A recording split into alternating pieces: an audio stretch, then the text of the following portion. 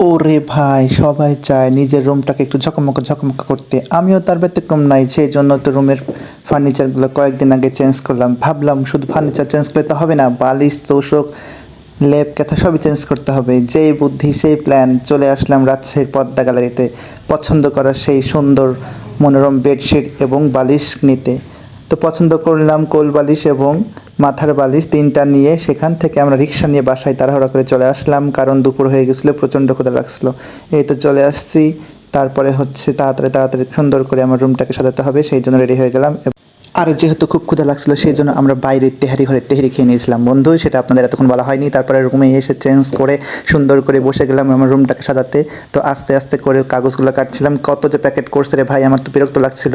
আর আপনাদের আগেই বলে রাখি, কাগজগুলো যেমনি খুলছি বালিশগুলো টুপ্পা টুপ্পা হয়ে ফুলে উঠছে। কোল বালিশটা দেখেন আপনারা কি চাপটা লেগে আছে, সেটা যখনই খুলেছি সাথে সাথে টুপ করে ফুলে গেছে, মনে হচ্ছে বেলুন ফুলে উঠলো। ভাই খুব ভালো লেগেছে আমার এই বিষয়টা। আর কেনার সময় আমি দোকানদারকে বারবার করে জিজ্ঞাসা করছিলাম এটা বাসায় গিয়ে ফুলবে, তো আমার তো ভয় হচ্ছিল, কারণ আমি আর ব্যাক আসতে পারবো না। সে বলছিল অবশ্যই ফুলবে, এটা যেন এক জায়গা থেকে আরেক জায়গায় সহজে পরিবহন করা যায়, সেই জন্যই আর কি এরকম সিস্টেম করে রাখা আছে।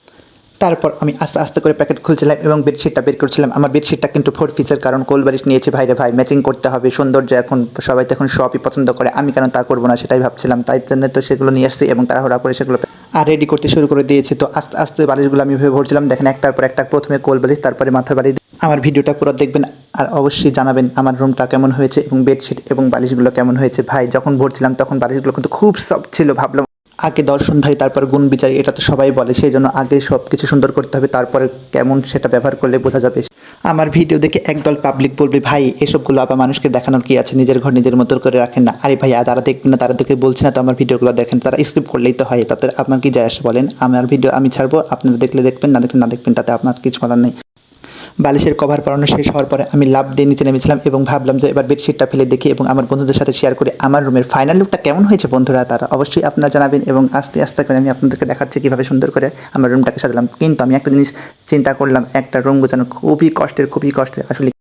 এখন যখন নিজের কাজগুলো নিজে করি তখন বুঝতে পারি আসলে কাজগুলো কত কঠিন। আর আমরা যখন রেডি থাকি তখন বলি যে হা হা কী সুন্দর, কিন্তু এই সুন্দরের পিছনে কতগুলো কষ্ট থাকে সেটা যে করে সেই জানে। মা কত কষ্ট করে আমার রুমটা গুছিয়ে দিত, এখন আমি বুঝতে পারি আসলে কতটা কষ্ট। যাই হোক, নিজের কাজগুলো নিজেকেই করতে হবে, তাহলে নিজের কাজের মধ্যে আসলে মজা আছে। রুম গোছাতে গোছাতে বেডশিটটা হাতে নিয়ে একটা ঝাঁকা দিলাম আর রেডি হয়ে গেল আমার বেডশিট ফেলা শেষ। আসলে এর পেছনে কিন্তু অনেক রহস্য আছে, আপনারা অবশ্যই জানাবেন কেন তো তাড়াতাড়ি আমার বেডশিটটা ফেলা হয়ে গেল। তো আমার রুমের ফাইনাল লুক চলে এসেছে, আপনাদের এখন আমি শেয়ার করছি আমার ফাইনাল লুকটা। দেখেন দুইটা বালিশ সুন্দর করে সাজালাম, কোল বালিশটা রাখলাম আর আপনাদেরকে বললাম এই হচ্ছে আমার ফাইনাল লুক আমার রুমের। আপনারা অবশ্যই সুন্দর করে জানাবেন আমার রুমটা কেমন হলো আর কোন ফার্নিচার কোথায় রাখবো আর কী করলে আমার রুমটা আরও সুন্দর হবে। তো সবাই ভালো থাকবেন এবং সবার জন্য দোয়া এবং ভালোবাসা রইল। Bye bye and take care, আল্লাহ হাফেজ।